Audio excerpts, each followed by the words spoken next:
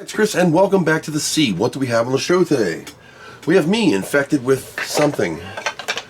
And I busted out the 3000 tower because I was bored and I've had little tiny feet for a long time. What? So, this is my Amiga 3000 tower. It's got, I forget, a bunch of stuff in it. Ethernet cord, Terrible Fire, 4060, I don't know, I forget. Anyway, the original 3000 tower has these. These are the feet, and they have steel balls, and it's for support. The problem is the ABS plastic they use and the weight of this moaf bends it, and they all crack. There's a crack in her on both sides, and it snaps in from the bottom and gets a bolt, countersunk bolt screw through it into the chassis. Now, Mr. Darren from my Amiga group, former, printed some ones that I could print on the Ender 3v2. There's links I'll put in the description if you still got them on Thingiverse. But after my Christmas gift of the Bamboo P2S, if you saw that video, if I even posted it, I now have the ability to print the full-size dudes. So I printed the full size in JessiePLA from PrintedSolid.com to match the real feet so I can finally get the girth that this chick needs. Now, it doesn't have any problems. It ain't gonna fall over. It's 68 US pounds. And when I put it on these, now I'm just gonna show you, for example, sitting on a flat surface, you can see why these would bend. Number one, it sits on the balls. Okay, it's always sitting on its balls. We do that. You can see it's been sitting on its balls for so long. It's got rust marks where it's on concrete or whatever. Now, yeah, I don't know. So that's the problem. And then all the weight goes right here and boom. See?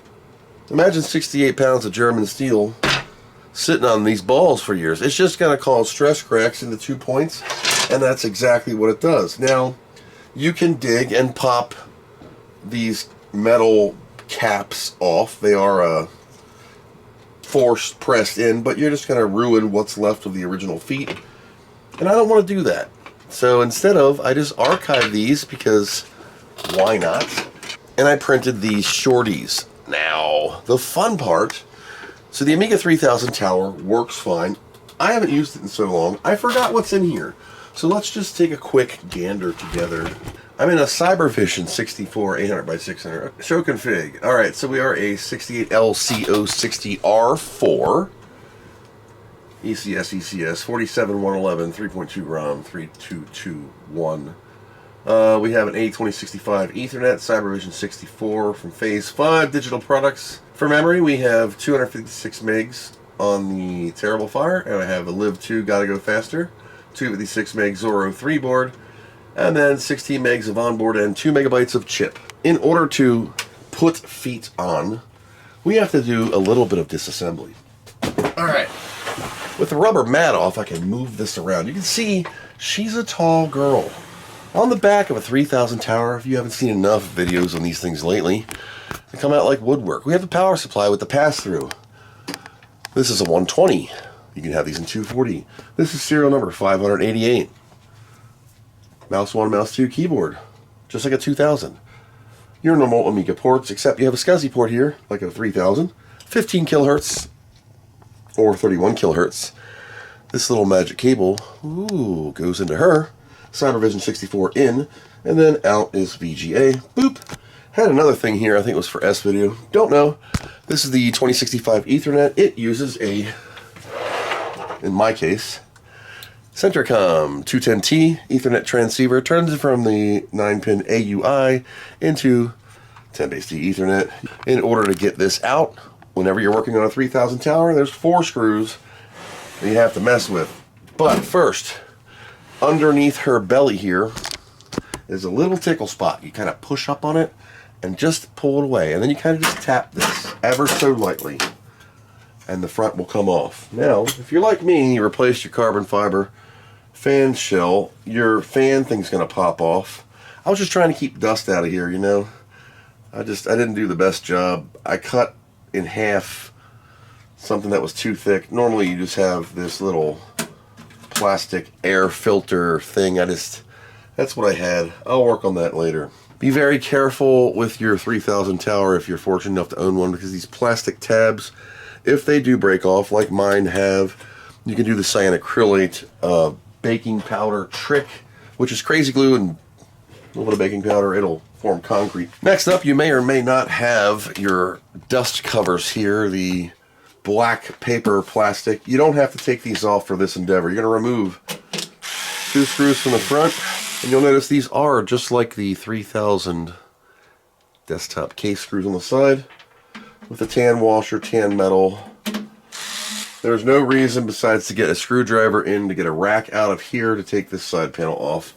It's just a big metal shield behind the motherboard. Same thing on the back side, you have 2 screws here. With that out, you lift up and pull.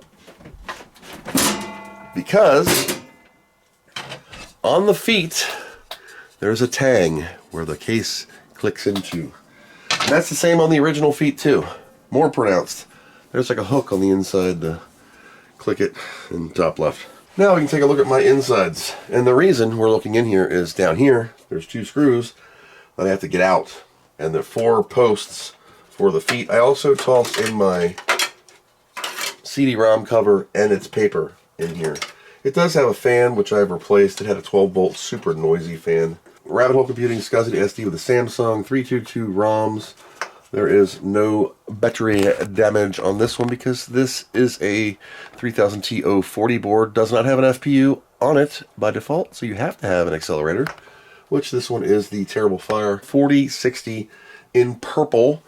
Mr. Allen in Canada built for me. Thank you. Thank you, SJ. Thank you, Godfather, for making this even possible. Love you guys. CyberVision 64, Commodore A2065 Ethernet, Live 2, gotta go faster. 2 megs of chip in zip 20, and 16 megs of fast in zip 20. SCSI cable, abound, and SCSI CD-ROM from Hewlett-Packard. It's a burner. And floppy drive, 1.76 meg, FB357 alpha.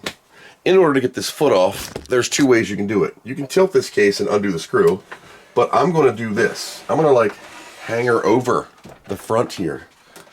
And it's going to be top heavy, but I'm just doing it so I can drop this pickle. That's the screw. M4, about 70 pitch, and then there's your foot. Now you can see this was my printing, and it wasn't the greatest because I did it on an Ender 3v2. But now, while I have this chick balancing in the wind, I'm going to grab a new foot. Alright, there's that one. I'm going to sit this up here a little bit. I'll drop my screwdriver right when I need it. Okay, you can clearly see a difference in the feet grip now. Like, a big difference in the feet grip now. See? You get a little bit more stability. And it's not like it sticks out that much compared to the little feet in the back. But I'm going to save these because I save everything. Now, repeat the process on the rear. That was a lot of fun. I'm just going to balance it. Okay, so the screw's out, but it never popped out, so there. Other foot. Can I freeze lock this one in there? No, it's going to fall right out. But you can see how the bolt fits into the foot and clamps into the Amiga case itself. So let's put this one in. Alright, just barely balancing enough for me to get my screw started.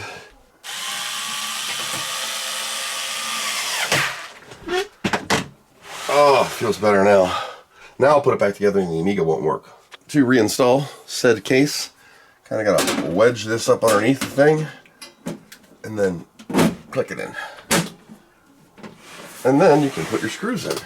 It kind of locks into that foot raise right here, and that's what holds the case. You got, when it's slapped on there, make sure you're getting it straight. That way you're not bowed or anything. And if you're fortunate enough to have your paper, don't ever just get rid of it, because you can't replace this. I mean, I guess you can have it remade. It's a silver-backed cardboard, basically. Same thing on the rear. Front fascia is always last.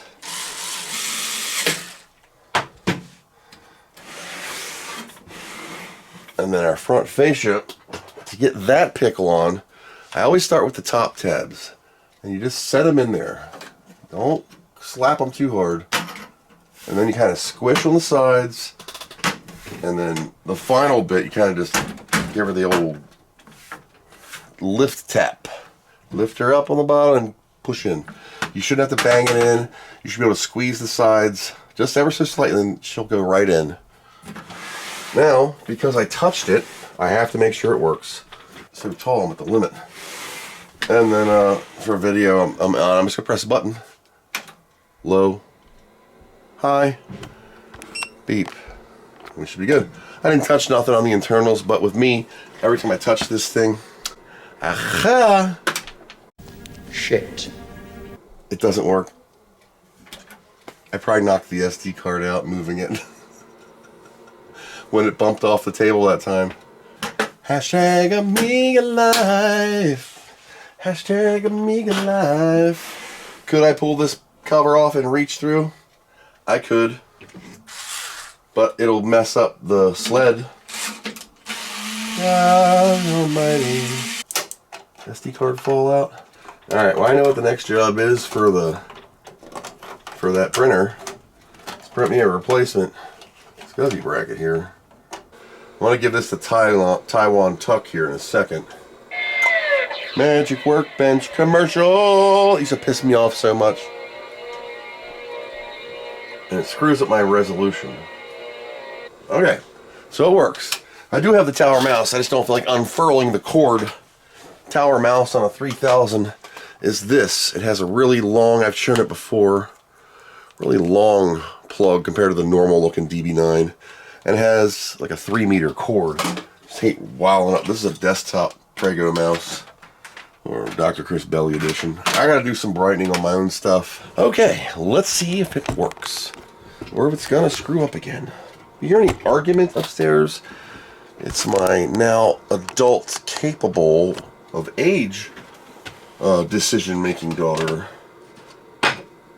complaining about our food selection in my house. Alright, so we're back in business. I gotta fix the resolution.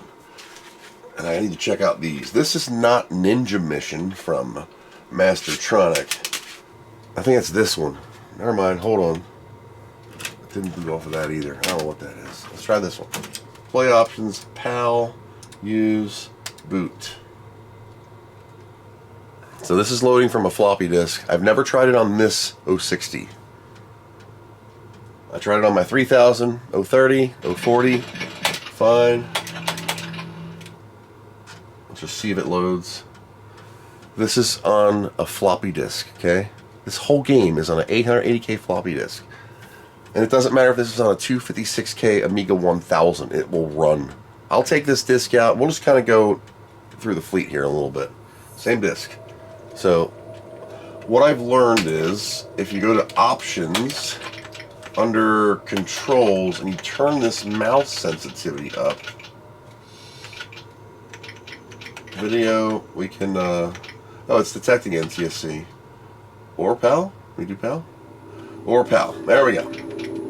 Screen mode, scan lines default. Alright. Now I can use my mouse.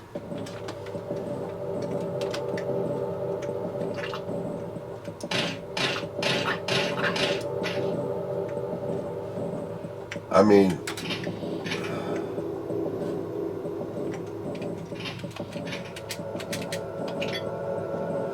we'll change the hooks.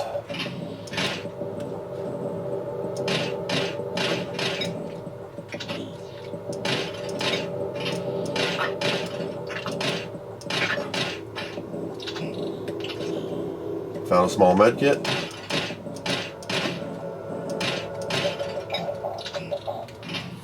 Sorry you're watching me play a game. But this game is worth, like, buying. If we can get it. Shit. They'll get back up. You gotta watch those dudes. They will get back up.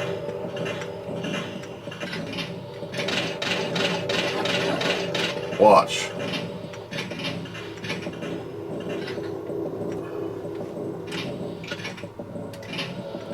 Because they will get up on your butt. Wasn't there another door? Isn't there another secret door I can get to from here? Yes.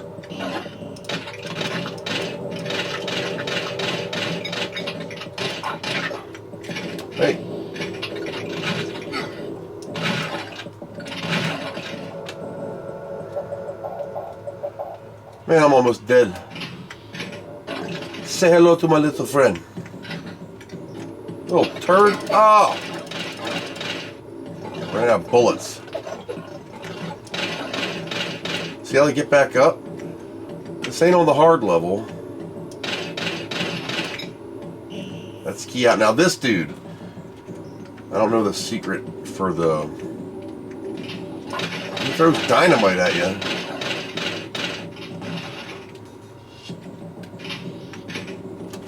And that's one of the levels of Grind. Great game. This runs on a floppy disk. It's a floppy disk. Like, Combo Secrets took me 3 minutes. Sorry you had to watch that. Pixel Glass. And that's like that level. It's a floppy disk. It's a demo to let you see it. This disk, now I can put it in anything. Turn scan lines off. I just NTSC'd it and made it super big. But, you know.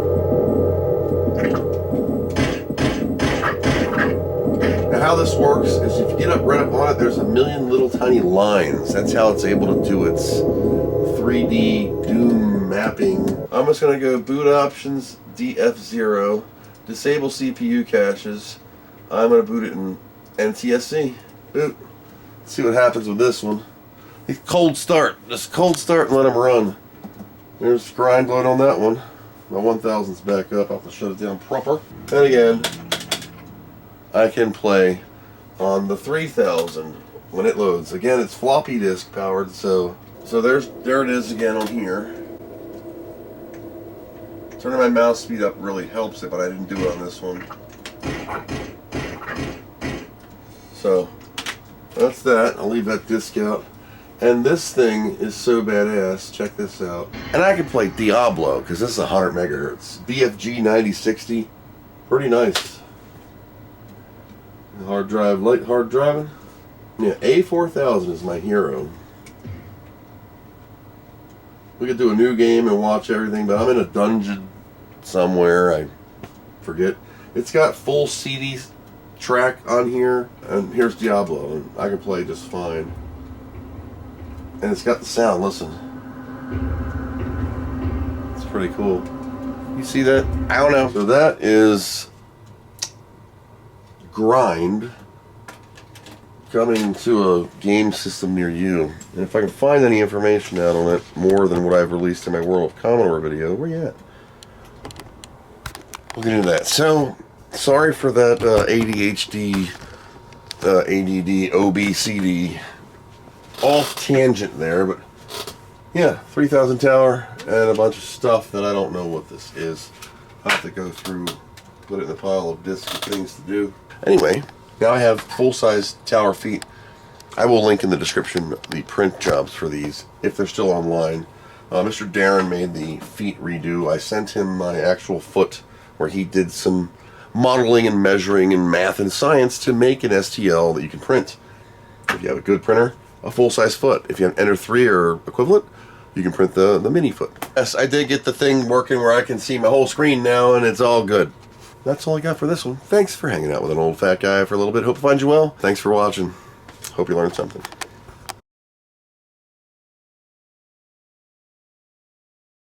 Remember these words. Make Amiga great again.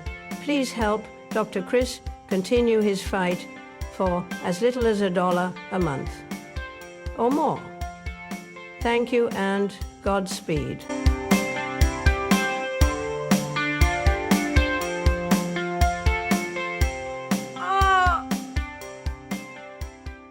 What do you know from funny, you bastard?